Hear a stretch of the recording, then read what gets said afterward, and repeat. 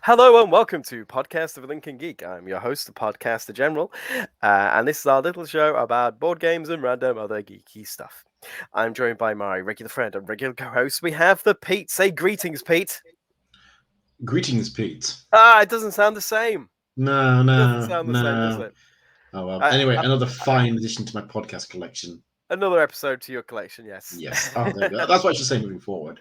Another Yeah, episode for my collection. There we go. well, it's a work in progress. We're working on the Yeah, catchphrases, yeah. guys. We will have them polished for you by episode 100, probably. What have it gone now? Episode 89. I actually did a count the other day. This is episode Oh, number nice. 89. Not bad, eh? Nice. Yeah, 100 by the end of the year. Then I think. Yeah. Yeah. I mean, we Wow. started off. We've been doing this for a couple of years now. I think. We started off just doing one every 2 weeks, and then we moved to one every week. Give or take a couple of weeks where we missed due to real life getting in the way. Yeah, we managed to get 89 episodes out there, so not too shabby. Not too shabby. Well, today's topic, we've gathered here today just to talk about what the hell did we get up to on in June 2023. Just a little recap, really, just to for the annuals. I find these interesting to quite listen to myself, actually. It's like, oh yeah, I did play that several months ago. My game playing time has drastically reduced since reproducing, obviously, but I managed to sneak a couple of here and there, and it's nice just to have a general geeky catch up as well, especially with you, P, my good buddy. Yes. So, what have you been playing, dude? What have you been up to in June? Well, for those of you who do not know, it was actually my birthday in June. I am a June baby. I don't know why I sounded surprised. I was there. You were there, yes. not at the birth. Just to clarify, I wasn't at the birth. I was at the birthday, the celebration. Yeah, just yes. So I've actually did quite a bit of board gaming this year. I managed to do an online session with Dan and a few other friends the weekend before my actual birthday, and for the first time in a very, very long time, I actually had some friends over to play board games at mine. In real life. In real life, yes. Real life people, 3D people, corporeal people you could touch. It was strange having more than one, having other people in my home. I mean, I'm so used to being alone because I've been living alone now for nearly a decade. I think I moved to my previous place in August 2013, so coming up to a decade. But yeah, and of course the pandemic meant that obviously I was rarely seeing actual people in the flesh, but yeah, having actual people I knew in my home, it was very strange. Could you fit them all in and your Funko Pop collection at the same time? Just about, yeah. It was a bit tight around the table. I think next time I have some people over, I'm going to have to readjust things. And unfortunately, two of my friends couldn't make it because of illness, which in retrospect was actually good because we were just about squeezed with the 5 that we did have. So yeah. Well, many happy returns for your birthday, anyway. Thank you. Yeah. Glad you got to have a real life game. Yeah, T-minus 51 weeks now until that birthday. Oh, but you mean the one that's just around the corner for me? Thanks, Pete. Yeah, you're welcome. just a little bit of history for me and Pete here. We went to the same primary school together, same year. I was just the oldest in the year, and you were virtually the youngest, weren't you, Pete? Yeah. I think there might have been 1 or 2 people a bit younger. I can't remember exactly. Yeah, I think were you the baby of the year? No, I wasn't the baby of the year. I think there were a few people who had like July and maybe even August birthdays in our year. But you're a September birthday and I'm a June birthday. So yeah, about 9 months apart. Exactly. So yeah. Well, so what games did you play on your birthday, dude? Okay, well, I've got. You'll have to. For those of you watching at home on the actual those of you watching the actual video, you will see me look to my other screen because I've got quite a few notes over there. So Pete is so organized. He takes notes for these things. Well, he's such a good podcaster, Pete. There's a lot I've got to talk I'm just winging it. I'm in a simplified haze. I've got kids. I've got cats. I've got hay fever. I'm just winging it. I'm just going from memory. Yeah, you've got whereas I'm just sat here alone in my nice little bachelor pad, surrounded by peace and quiet. Yeah, surrounded by my Funko Pops, just all glaring at me in their boxes, waiting to be released. That sounds like they're waiting to attack you, Pete. It sounds like they're going to ambush you at some point. I mean, if they achieve sentience, is this something you're worried about? Not really. I mean, I know I can't really fight them off. I mean, considering just the power level of most Dragon Ball characters. So they're actually going to have their powers of the characters. I presume so, yeah. I mean, considering, I've got like Ultra Instinct Goku right here in front of me, which I appreciate to those of you who don't know about Dragon Ball, you have no idea what that means. Basically, that's Goku's strongest form as of this moment in time. So if he decides to attack me, I'm just dead. There's no point in me fighting. There's no, just in case of like, okay, I succumb to my fate.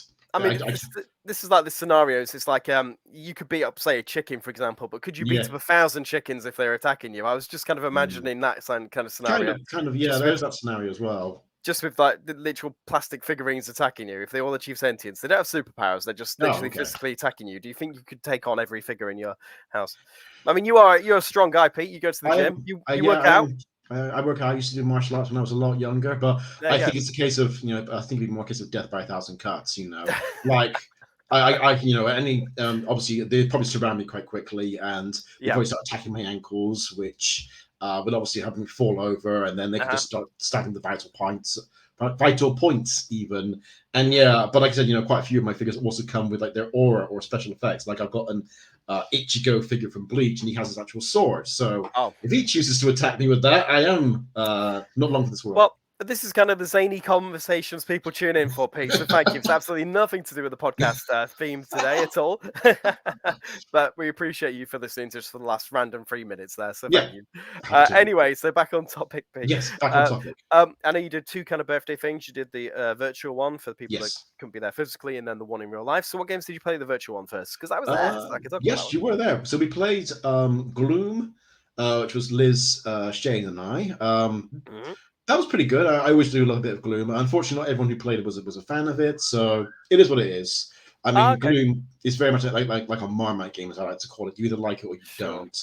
I mean, just to summarize Gloom, it's a game. I mean, we've talked about it before, but the aim of the game, it's very dark, deadpan humor. You have like a little family. You basically have to try and make as many bad things happen to your family as you can, and then kill them off while they're all unhappy. The more unhappy they are, the more victory points or minus points you get. You're actually trying to get a really low score, aren't you? Self-esteem, I think it's called. The what? Sorry? I think it's called your self-esteem score. Self-esteem. That's fine. I've said this about the game before. It does depend on the crowd, I think, because if they're not into the theme, and it is encouraged you role play a little bit, like telling the story, what happens to them to make it seem a lot funnier. It's a very dry game if you play it just to win, just for the gameplay. It's just a number cruncher, basically, isn't it? If you get rid of the theme, and I guess did a couple of the guests not buy into that, or? Yeah, I think. I know Liz loves the theme of it. Obviously, being a writer herself, she obviously enjoys that. But yeah, I'm not so sure if it's maybe the other players' cup of tea. But it is what it is. I love Gloom, but I completely understand. Like I've got a few friends I played it with in real life who are very much number crunchers. So some get into the role play of saying, "Oh, well, this character got stung by bees, and then they fell off a cliff, and they somehow managed to recover, and they married a dog, and then the dog betrayed them, and then they died." Some people can get into that. It's a tale as old as time, Pete. Tales of time, yeah. Other people are like, I play this card, it gives me minus 30 self-esteem, and then I play this card on that player, and that's the end of my turn. Yeah. That's fair enough. It's not quite the same. I do love Gloom. I do like the deadpan kind of humor. You did play something else afterwards, which I joined in on, I think. Yes, we played Deception Murder in Hong Kong, which is a game I absolutely love. It's a game I actually wish I knew about maybe a decade or so ago, because I think it's out of print right now, and I would love to have the Dead Tree version of it. Yeah, no, I was chatting about with a friend of mine, and he was saying like, came out in 2014, I think it was. Yeah. So I imagine it's out of print by now, which is a shame. But I always wanted another copy because it's Murder in Hong Kong, but the European version is the cards have 2 languages on them basically, and the American version, which I imagine is really hard to get now, then it's got the English version, obviously saying what the items are, and then like the Chinese kind of characters of it, which I thought looked really cool. Yeah. But the version I've got in the European is the English and German, so you've just got random kind of the German translation is people are like, it's just confusing. Anyway, that's a total tangent. Yes. It's a fun game, and just to very quickly summarize, what do you actually do in the game? So this is actually not too dissimilar from games like what I got again? Nuts. Make sure you edit this bit out because I'm completely gone flatline in the brain. A lot like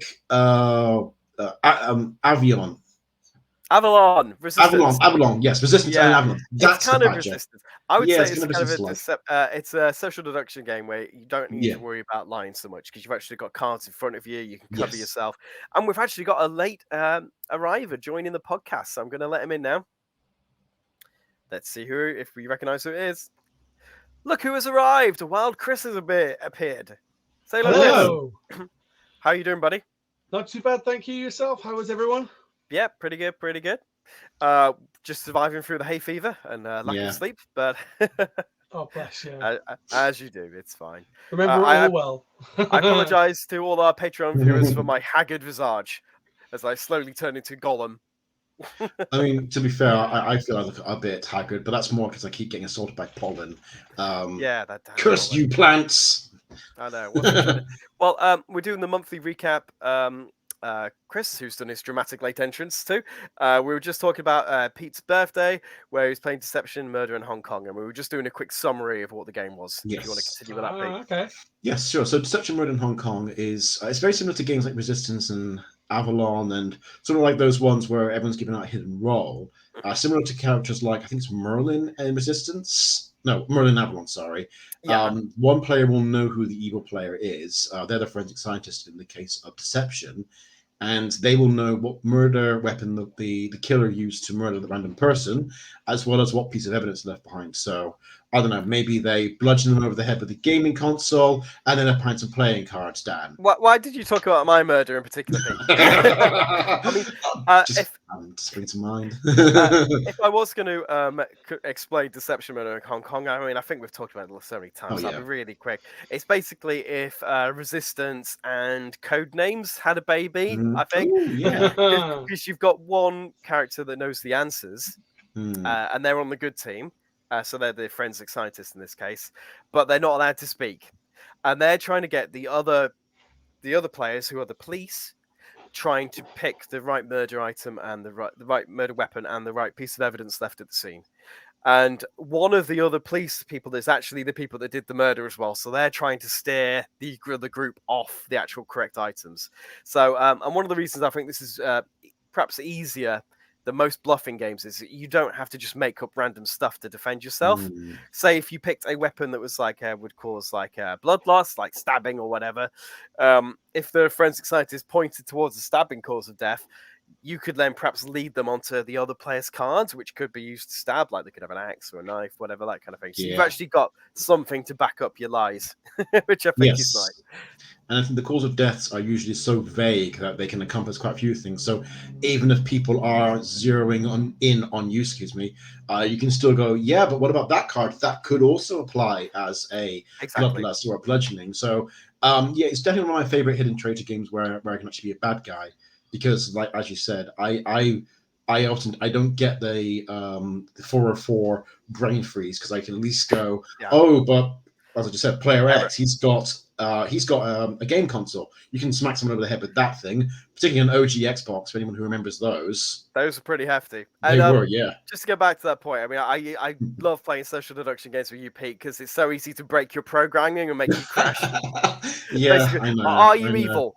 No. Are you not evil? Error.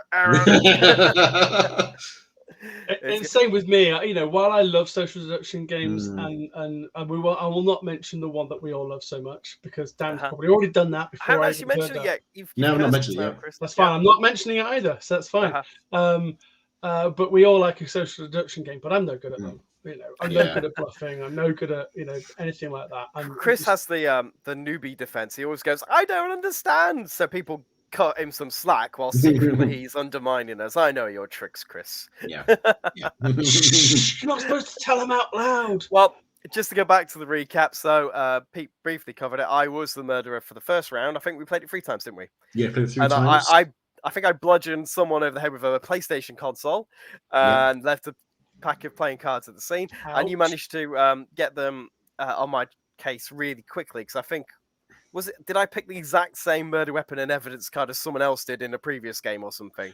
I don't know because this was our first deception of the industry because we played 3 games and you were the killer on 2 of them. Yeah. But yes. Here we go, killing again. But yes, I think I managed to get. The way I managed to solve this in my head was I framed it as you and the victim were playing some, I don't know, Soul Calibur or some Tekken or something like that.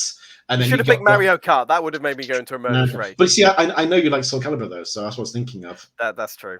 Anyway, so you got a 50-0 win-loss ratio, and you have been playing poker beforehand. Maybe you were a bit drunk, and then basically you just got the gamer rage and just twatted the guy over the head I with love a game console. the clue you picked really helped, because there was one called Yes. electric outage or something. Yes, So you yes. picked that. So people visualized me playing a game. Perhaps I was winning, and then the power cut, and I was so angry that I smashed it. I love the series, man. I mean, just so we can move around the room a bit quicker. Yeah, we played 3 times, didn't we? I was the killer of the first round, which I got caught pretty quickly. The second time, who was it? Was it Liz? I think it was Liz. Yeah, I can't remember.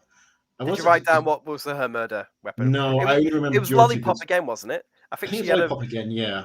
She loves giving poison lollipops to kids, does Liz? Hi, Liz, if you're listening. I think I caught her on that one. I think it's either you or Gregor. I can't remember. Yeah, I can't remember what the murder weapon was, but there was only really one option, and it came back down to Liz, I think. Yeah. And then for the third round, I killed again, though I think I got away with it this time. You did, yeah. I think people were somewhat zoning in on you, but I think the clues I was getting, because I was the forensic scientist in both of your killings. I think in both instances they just basically just kept getting up. You just managed to just squeak by. Even. I got really lucky. I think you managed to get them onto my murder weapon really quickly, because it was a machine. Yes. So they fell into a machine or something. So you pick like accident or whatever. Yeah. But I picked a piece of a clue called jewelry. I think it was a ring. Yeah, it was jewelry. It was a ring, and there was just no evidence cards that popped up that they could steer you towards that one evidence. So even though they all figured it was me, none of them actually picked my murder weapon and the evidence. So I got away with it. Yeah, I think 2 people said like, "Oh, it was Dan with the machine and evidence X," and I was like, "Nah, not that." Dan with the machine, evidence Y, nah, not that. Oh, I guess it's not Dan then, or something like that. And I was like, "No, you're so close. Just look at the ring, the one ring to rule them all." When I play, I actually like playing Deception Online, because I can just mute myself, and we don't have the cameras on, so people can't see the anguish on my face when they're so close, but not quite there. Well, that's probably a good way. Or this space would be a big giveaway. Yeah, I mean, if I was playing in this person, I'd probably have to wear an actual mask, just cover my face. And also as well, I can also mute the microphone so that when I'm starting to scream at people for getting it wrong, no one can hear it. Or my neighbors can hear it, but you guys can't. Actually, no, this is me we're talking about. You guys could probably hear it over the winds. Like, oh, Pete's screaming. Guess we got the wrong option then. in space, they can hear you scream, Pete. Exactly. That's the full catchphrase. Yes, that's the movie. yes, yeah. Well, we'll just go around before we run out of time, Pete. I'm sure we'll go back to the rest of your birthday, and then we'll have a quick recap on any other stuff you did this month. Because Chris has had a dramatic late entrance, we'll go to him next. So, Chris, what have you been up to in June 2023? In June, well, it's been pretty busy because, of course, it was the time we were at Expo, but it was coming back from Expo and dealing with the backlash of quite a few things and catching up on things.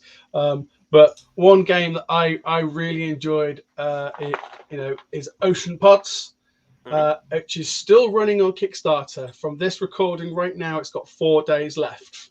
So anyone on the Patreon, will probably see this and have a chance to back it if they want to. But it's a lovely little game about saving the planet and basically, rescuing plastic out of our oceans. So you play as marine biologists in this, and you have to basically collect your marine animals, moving through areas. And working as a team. So it's a cooperative game to keep the plastic out the ocean, but only one person can win still. So it's quite clever. Yeah. But so is it whoever removes the most plastic wins? Is it kind of like a... Yeah, so whoever has the most points at the end of the game wins, because you score points by collecting whales and dolphins and things as part of your ocean pod. And then if at any point there's, I think it's 4 plastic, if I remember correctly, everyone loses. Okay. So if you gather plastic, you score points for having plastic at the end of the game. But if you don't work together and look at what's going on with regards to the plastic entering the ocean, because each time you cross from one region into the next, because there's 4 regions. There's, if I remember correctly, yes, coastal, cold, tropical, and the deep. whenever you move between those areas, you get a plastic into the ocean. So if you're zooming around back and forth, going from all the regions, plastics, very quickly accumulating, and if you're not paying attention, that's it, you're all out. So, and the more players that play it, the harder it is to moderate the plastic. But 2-player, it's a little bit easier. So I found that with a lot of co-ops, they're easier at smaller player counts, aren't they? Yes, they are. Yeah. Yes. But it's a good fun game. It's doing really well on Kickstarter. They had an original goal, I believe, if it was 600, I believe. Yeah, 600, and it's currently sitting at 6,544. So it's doing very well. It was very well received at Expo. People really, really enjoying it. And I really enjoyed it as well. Me and Sam played it a few nights ago, a couple of weeks ago, so it's still in June just. And the review will be coming to the website soon because I need to get it sorted. What else we've also played, if I can do one more? Go on then. Yeah. Is for any Marvel fans or Marvel-esque fans, because it's not actually a Marvel IP, but it's may as well be because it's Sentinels of the Multiverse. I was going to guess that. I've always seen that around, but I've never actually played it. Yes. So great game with it. Yes. Greater Than Games sent this over for our review. This is a full deluxe version. All I'm going to say is, oh my God, there's a lot of cards. Okay. There's a lot of cards. If you're interested in our thoughts on this. Will you be sleeving all of them? Probably not. Too many cards to sleeve. Too many cards to sleeve. Yep. It does tell you how many to sleeve. Fair enough. And I can't remember it off the top of my head. But basically, premise is your heroes, you're working collaboratively against the villain to defeat the villain. And in this definitive set, there's like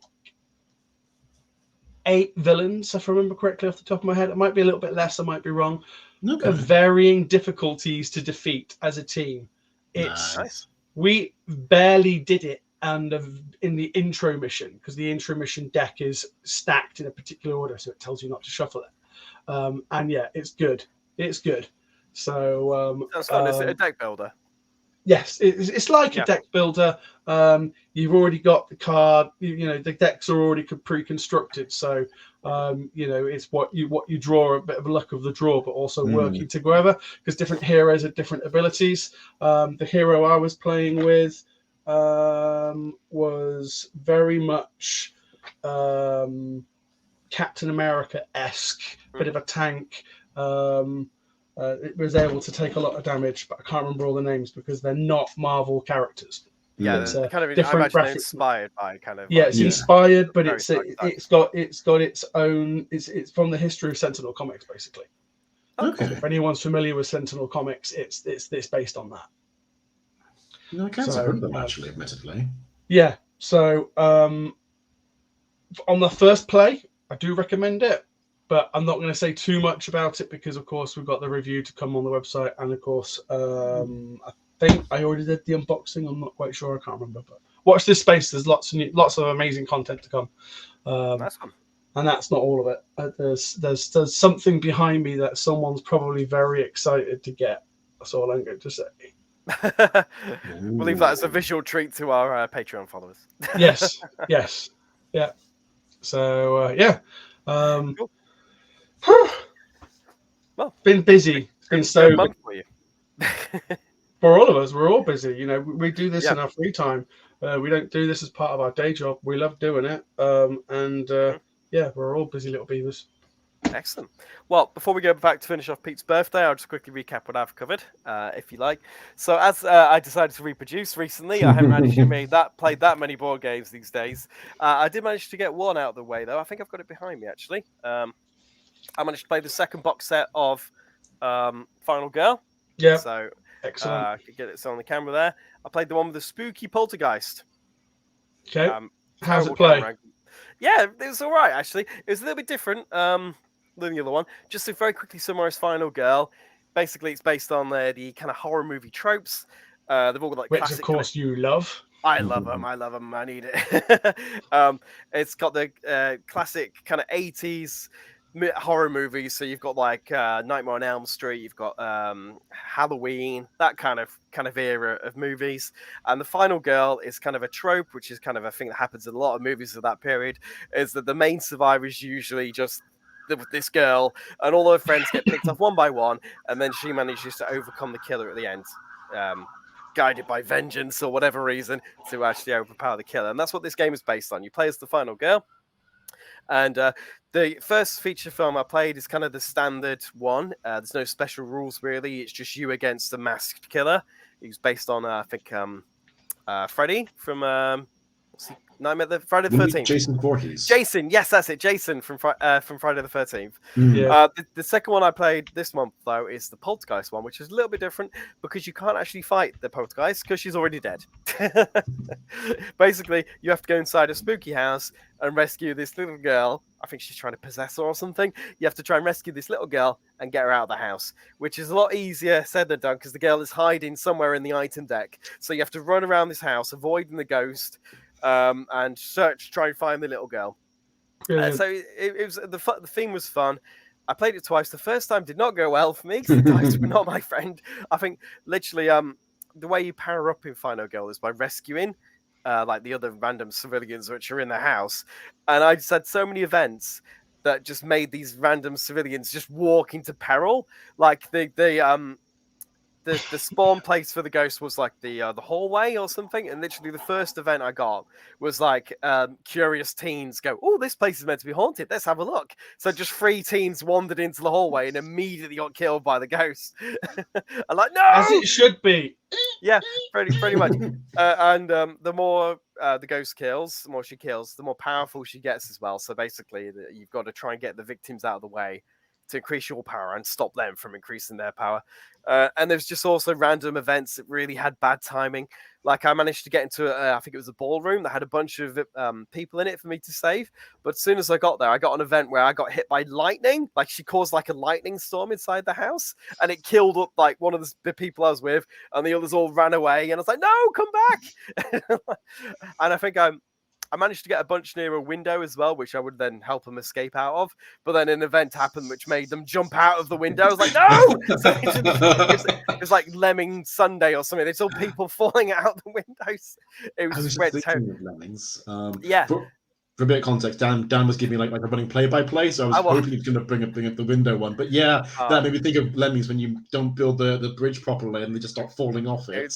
It was terrible. The whole game was just kind of worst case scenario, really. And yeah, I managed to find the girl, but then as soon as I was running to the exit, I got like an event where I lost her again, so she disappeared into the nearest item deck. So it was just the worst timing for anything. Very quickly, though, I did get to have a rematch, and I actually won the second one by some miracle. I got the hang of combating the ghost in a way, because you can't actually attack her, so attack cards are meaningless, but you can get defense cards. So I had one where she was popping up and following me every single turn, but I managed to block her attack with some lucky dice rolls. Nice. And then I managed lucky to dice rolls. I know. You were right. Yeah, I know. There was one funny event where like ghost hunters came in the front door. And they were like a little ghost investigation squad, and they refused to leave until one of them died. So I just had to let them do their own little thing, and then until one of them got picked off, and then I tried to rescue the other two. Brilliant. It was great. Love it. And anyway, it was a fun game, and I survived the second round by the skin of my teeth. So I think I'll try one of the other scenarios next time. I've got a few scenarios to get through. I've got like 6 box sets in total, so yeah, it's pretty nice. good. I don't know why I put my hand up like I've got 6 fingers. You know, on my hand now. You're not an avatar from the film Avatar. I guess not. Aside from Final Girl, I only played like kind of kid games. I played Don't Wake Daddy on Father's Day, which I thought was appropriate. Yeah, love it. I've heard good things about that, actually. Yeah, it's just a silly kids game. Simple game. It's just a silly kids game, but my son loves it, so it was funny. That's it for me. We're nearly out of time, Box, but we did promise to go back to Pete to finish off the birthday recap and any other business, Pete. So I'm sorry to rush you, mate. No, that's fine, mate. So what else did you play in real life on your birthday? Okay, so on my actual birthday, I finally got a chance to play Deep Sea Adventure, which obviously you recommended to me. Very, very good game, but a lot harder than I expected it to be. Oh, it's tough, isn't it? Yeah, it's tough. I thought it was going to be relatively straightforward. But no, I think every single time my friend and I, we would be like quite a few steps down and just end up just basically drowning because we just drop our stuff and have to rush back to the sub. So neither of us scored any points by the end of the game. I was quite surprised by that. I'm gonna say you got to remember that the sea is a lot more harsh than space. Oh yeah. We know more about space than we did the depths of our own seas. The trick is to get the lighter treasure first, I think. Yeah, that's what I tried, but I think I got a bit too greedy. I thought, I got enough time. I can go down and grab quite a bit of treasure. It's a brilliant push a lot game, isn't it? Yeah, it is. Yeah. Greg introduced me to that, so yeah, it's good. Yes, so played that. Got to play Forbidden Sky again. Once all my friends had arrived, 3 of which are actually engineers in real life. Which I found to be quite funny actually. So that was really, really good fun. Did they work on floating cities? They were actually, yeah. They work in aviation, so close enough. There you go. They very qualify for it. Did you win the game? We won the game, yes. It helped that one of my friends, Colin, had played the game before, so he was like helping me sort of teach the others, and it worked really, really well. Really, really, I love that game. So yeah, I think we know you do. Yeah, so very keen to play Jungle when it comes out. Yes, it comes out soon. Play some more Space Base, which went very, very well. My friends Leo and Colin were the people who introduced me to Space Base, so it was always good to play with them. And we introduced a 4th person to the game, who appreciated us going relatively easy on her. Not super easy, but more like, you could do this, you can do this, like walking her through it, which I think tutorial mode on, as I call it. Tutorial mode, yeah. So, I mean, obviously it helps that Space Base, in the Forbidden Sky, helps the Space Base is there's very little I attack you cards in it. So obviously I think that helps. And I think she enjoyed it. So hopefully next time I get a chance to play with her, we'll go a bit more intense. And then finally, to round up the night, we played the Magic the Gathering Game Night box set.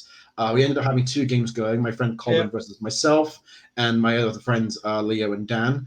Colin beat me with the very, very powerful green deck. I think I had the blue deck, which I do quite like, but the green deck, I think I kept getting not enough land to be able to spawn anything. I love that Games Night deck. Because they're all quite balanced, actually, aren't they? Yes. I mean, green is like the big monsters deck, isn't it? It's the dinosaur deck. Yeah, but blue, you've got a lot of flyers and stuff that can fly over them. Yeah. So once I managed to get some stuff going, I was actually able to do some decent damage to him, but he was just able to just overpower me in the end. And the other 2, my friend Leo was teaching my friend Dan, who actually ended up winning. I think it seems. I think Leo made the mistake of playing the red deck, which I think he thought would be good for tutorial, but I think once Dan got the hang of it, he managed to sort of overcome it and managed to win with the white deck. So no one played the, in my opinion, slightly overpowered black deck, which I feel wins every single game I play, unless you've got the blue deck, because I think blue has the ability to actually just like effectively wash everything back into the caster's hand. So yeah, but I do like how these decks sort of like counter one another as well. And I think you were having a nice conversation at the end about Magic the Gathering in general, which I enjoy those decks, but I could never play actual Magic the Gathering just because as fantastic as the cards look and as much as I love collecting things, you don't need to add Magic the Gathering to that list. No. I actually go on.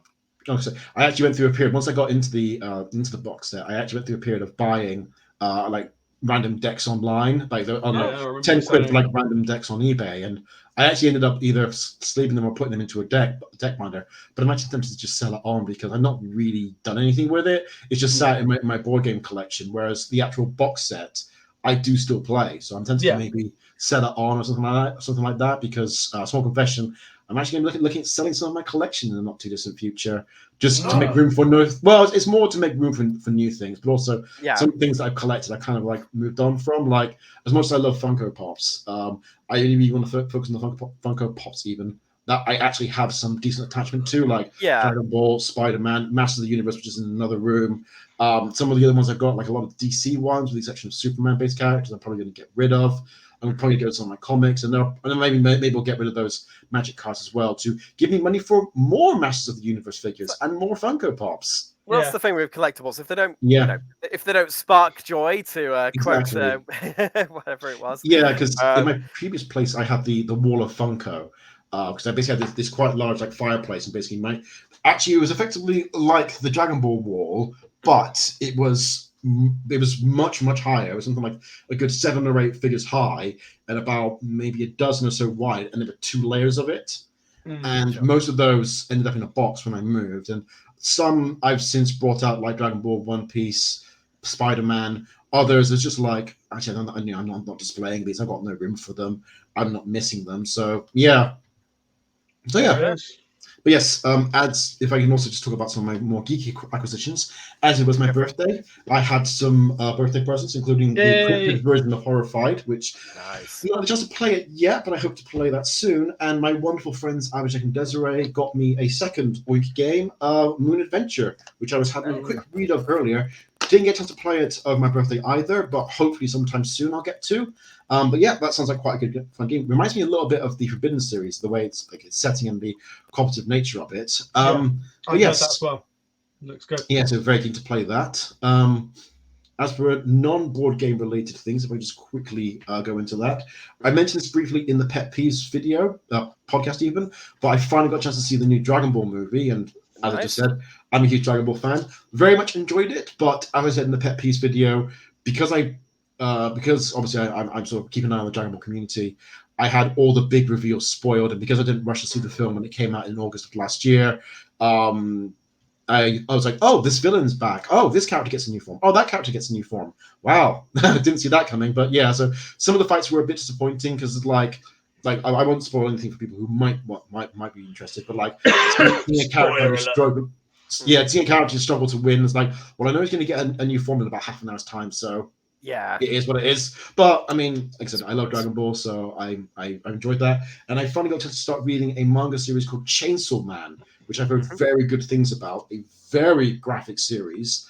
To very very briefly summarize, a guy is in this world. There's things called devils, which are basically sort of like based around various things. Like you've got like anatomy, like you've got like the blood devil, the muscle devil. You've got animal-based ones like leech and bat, and actual physical objects like chainsaws. And then in volume 2, we get introduced to what's called the gun devil, which seems to be like the big boss. And the protagonist befriends the chainsaw devil. The two of them get sent off on a mission where they fight the zombie devil, who kills them both. Oh. And the chainsaw devil basically bonds with the protagonist, allowing him to transform into the titular Chainsaw Man, who has a chainsaw on both his arms and a chainsaw coming out of his head. And as you know what happens, like you do.